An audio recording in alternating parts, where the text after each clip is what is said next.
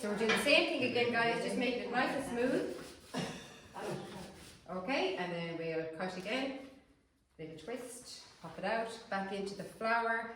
We should get one more up here. And then for the final one, we just bring it in, shape it into the colour. Just so we don't have any waste. Might be a little bit, okay? And there you go. So this is what we're looking for, guys. We're looking for 8 to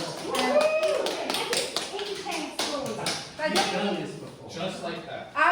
Just if you don't have. The most important thing, guys, is don't add all your liquid. A little bit of liquid at a time. Now, the person that is doing the mixing, guys, you can turn them up and speed them up or speed them down, whatever way you want, okay? So up you go. Honestly, she must be left-handed.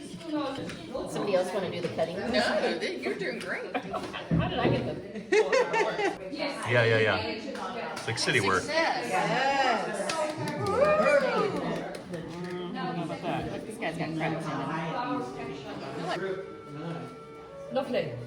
For what we're going to go shoot the following day. We'll get one more out of it, that's it. The buttermilk. Now, if you don't have separating flour at home, just add in half teaspoon with Eat it, Mommy.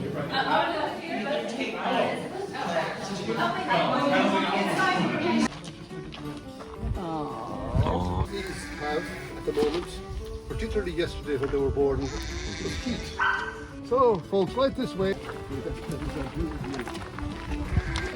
Okay, everybody, come a little bit closer here so you can all see me or hear me. Good afternoon. As I told you earlier, my name is Finton. And what we're going to do over the next few minutes, I just want to tell you a few things about the farm first. Up in it.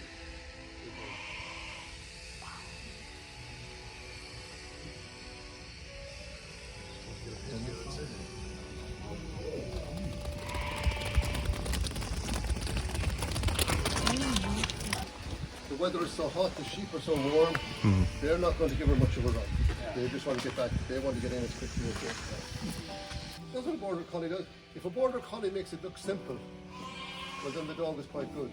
If a border collie makes a simple job look difficult, well then your dog is not good enough. Have coffee as well. Oh, I'll take coffee. The jam is good for ginger.